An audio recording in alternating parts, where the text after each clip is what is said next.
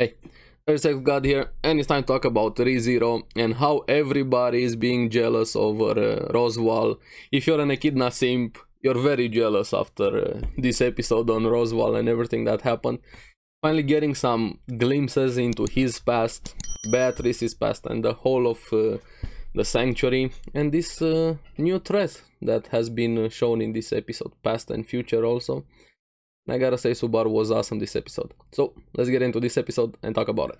Now, after last week's episode, which was Emilia focused, and small Emilia is still the cutest thing, it's finally time to delve back into the story with Beatrice, Roswaal, and Echidna, and Ryuzu, the sanctuary family, so to say. Which I gotta say, Emilia is Echidna the best teacher slash mother over there, forming a family around her, even from the first scene, which is the biggest cause for jealousy for everybody, myself included. Honestly, I'm gonna be honest, horny on Main Street, because why not? We have Roswaal in the past, feeling sick, very tired, so to say, and we have Echidna also meeting with him in that room. And from the moment he saw her, honestly, even before the kiss, he was smitten instantly.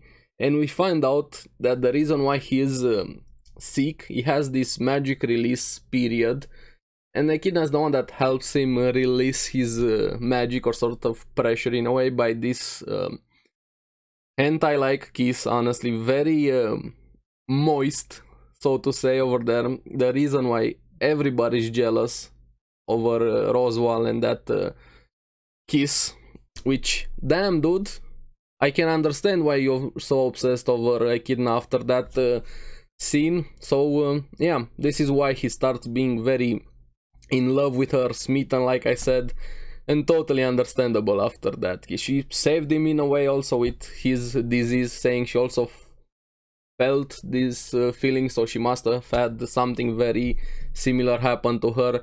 Would be interesting if it got me thinking from that thing she said. How did all of the witches start, honestly?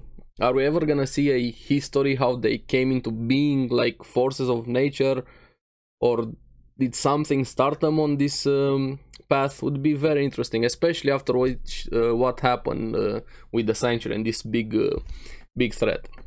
And I gotta say, Betty, again, very cute as always. The shenanigans between them, especially with her and Roswaal, and Ryuzu kind of being the kid in the middle, and them being the parents in a way, with Echidna, the grandma teacher, and Roswaal having a very big crush on her, teasing Betty teasing him.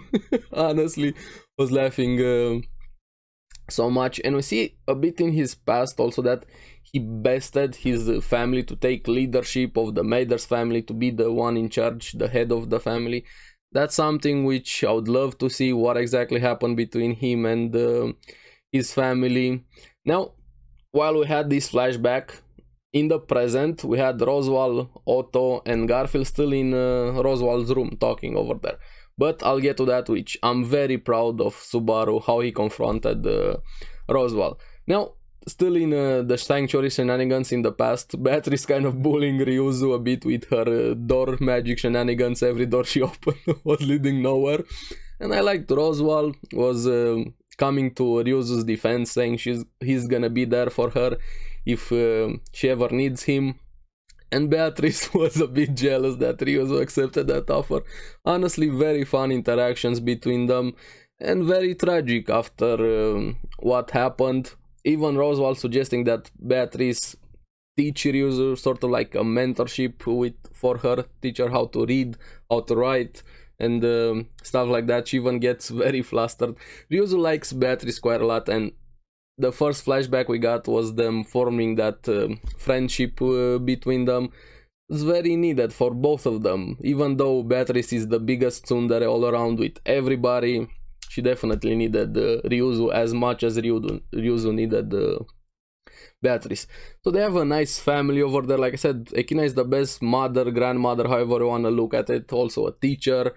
Roswaal is very smitten with her, but of course the happy times don't last. It's rezero, suffering has to come, and pain, pain, pain, and more pain. Because there's this emergency over here, and this he is here, and he's looking very, very cool. But even Echidna was afraid of him. He was sort of like the reason why they formed this sanctuary, and especially the barrier, but they weren't ready in time. He came much faster. This is where I knew it was gonna happen. Ryuzu offers herself up to be the core for the barrier, be the thing that forms around the sanctuary, so to say, being the core of it. Yeah, very painful. Even Echidna admitted that she cared more than she lets herself for all of them, for her students, in a way. Now we have Roswaal. Honestly, I was happy to see this. But his past version of himself, which you get confirmation that he actually came through these 400 years, so the one we're seeing in the flashback is actually the present Roswaal, which I'm curious how he managed that. Did he make some life-prolonging spell, immortality? No, because not even Echidna managed to do that with her experiments in the sanctuary. So it's gonna be interesting how actually the one in the sanctuary is the one in the present also, but just something to keep in mind. He was definitely getting beaten up by the devil of melancholy, Hector. Honestly, this guy was very, very cool, but very depressed. He was like the personification of depression. Honestly, everything depressed him all around. He completely destroyed Roswaal, broke his bones, his organs, everything. Before he could actually kill him, we have Echidna coming in. But Roswaal was pressing his buttons also, saying, you chose this life, even though it was from limited choices. You chose this. And this is why I'm curious, how did they all start? Like all of the sins, so to say. Greed, we have now vain glory, sloth, and so on, envy. All of the witches personify a sin. Now this guy is the only one that personifies a sin that he is also male. So does this make him a warlock of some sort, or a sorcerer or something? I don't know how that works, but he's the only male that personifies a sin, and the sin of depression, honestly, melancholy, Hector. And he was very triggered by what Roswaal was saying, because he admitted, yes, this is true, but it's also very annoying that you are telling this to me. So that's something that got me thinking, how did they all start personifying these sins and forces of nature? Honestly, I would love to see that backstory, because apparently we're in this trend where we're seeing more of the backstory of the world, or the characters getting new characters. Stuff are starting to make sense a lot more comparing to season 1, where everything was in the dark. Honestly, we're just thrown into the world. But season 2 is amazing for world building in ReZero. Now, like I said, we have Echidna showing up, and they definitely have a history between them. Now, I don't know what happened, why he was there. Was he after Echidna, or did he want something else? But they definitely know each other, and he even said you were cuter in the past. So something is definitely up between them. I don't know if romance, revenge, anger, past, did they go through the same things, but something is they have a history, let's call it that. Now Beatrice also, you know how attached she is to Ryuzu. She had no idea what choice Ryuzu made. She was the one that brought her to the crystal room where the barrier was supposed to be formed, and a very, very emotional, painful, tearing up goodbye between them. Beatrice slowly realizing what was happening, because Echidna didn't told her everything related to Ryuzu. Even she actually went through all of the emotions of grief, so to say. Denial, anger, bargaining, trying to save everybody, proposing to save everybody with her door magic, even sacrificing herself, grieving, everything. She went through it in that moment, losing her first and best friend, honestly. From what we've seen so far, Ryuzu is the first person she let herself get attached to besides Echidna, considering her her mother. And even Roswaal, in a way, even though they teased each other, bickering, bullying back and forth, they still cared for each other. Even Roswaal told her, I love you. But that is why I liked their interactions quite a lot. And this moment was very, very painful for both of them. Ryuzu having to say goodbye to also her first friend, somebody she also grew attached to it with, and slowly they start getting to the acceptance phase, honestly.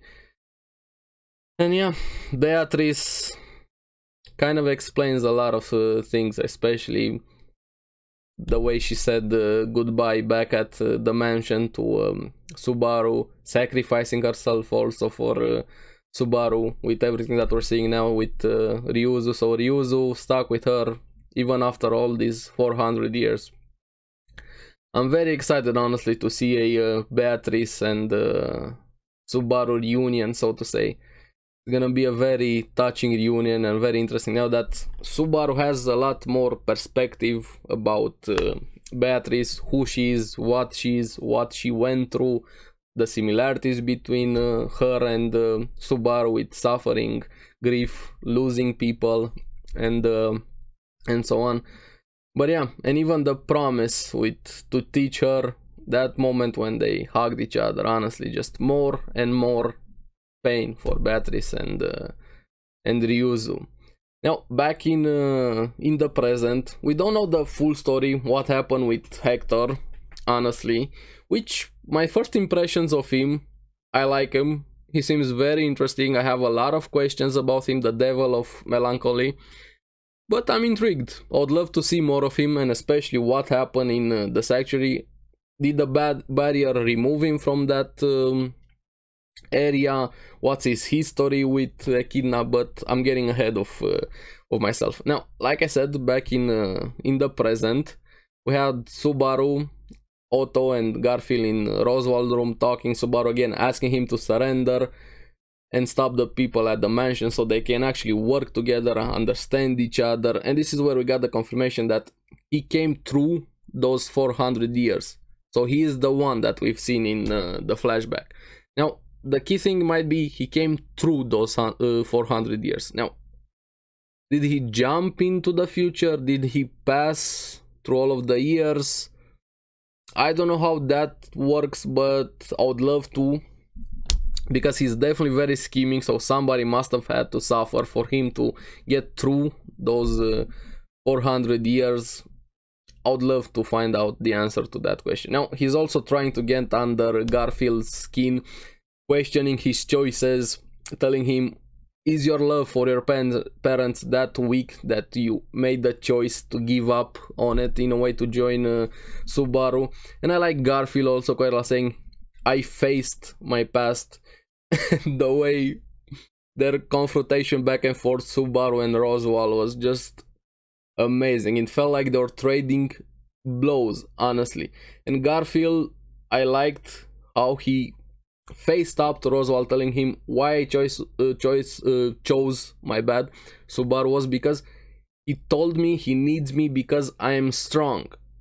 And you always told me to be weak, to stay weak. I'm gonna be weak always. So that matters quite a lot. He always put people down. Even in this case, we see that he has this fixation, obsession with weakness. That's what he sees in people. That's what he wants to make them, all of them. I think it's probably related to what happened in the past and his love for Echidna, not being able to face Hector. He blames himself for his own weakness, and he thinks that everybody is the same way as him. But this might just be me reading too much into things. But definitely weakness is his main obsession. And this is where they go back and forth between them. He doesn't even see Emilia being able to do anything. Like this is sort of like a self-fulfilling prophecy. If you keep telling somebody, you're weak, you're not able to do this, you're not capable of this, you don't know this, you're too stupid to do this, you have no power over this, and so on, everybody starts believing that, especially from somebody like him. So self-fulfilling prophecy, the more you put somebody down, the more they're gonna stay down. not be able to get up. So he's definitely making people weaker by telling them they are weaker and only seeing weakness into people. Now on the other hand, we have Subaru always seeing the strength into people, their own power, their own determination, their own capabilities, especially with Emilia. Now this is where I like, they're sort of like the same sides of one coin. Honestly, he sees weakness, Subaru sees strength.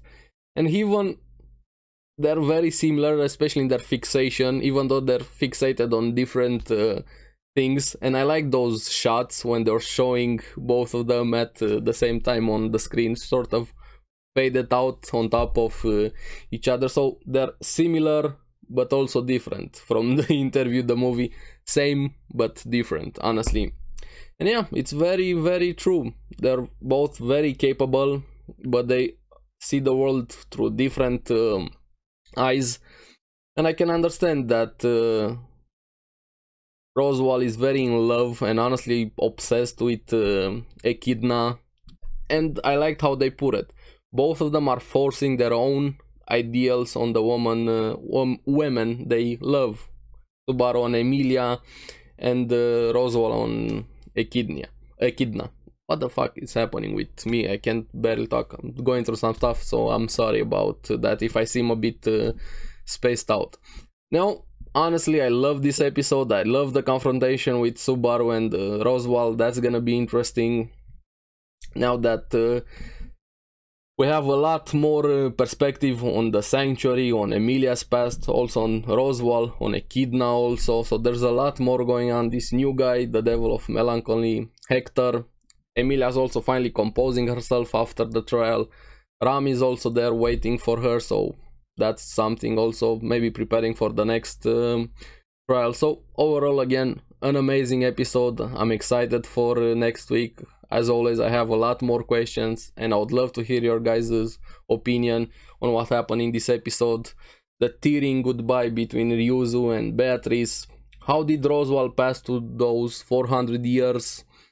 Echidna and Hector's history, what exactly is going on between them. Is there a way to actually save Ryuzu from the crystal? Because I would love that. And the confrontation between Subaru and Roswaal and their similarities. Let me know your opinions down below in the comments. Remember, no spoilers, please keep it anime only. If you have read the manga, I know you want to talk about it, but please don't. Would be very appreciated. Just keep it anime only and only your own thoughts. And as always, thank you very much for watching. It means a lot to me. Remember to like and subscribe. It helps me quite a lot also, trying to grow the channel. And I love doing the videos and talking to you guys about it. And I'll see you again on the next one. Keep enjoying rezero. Bye bye.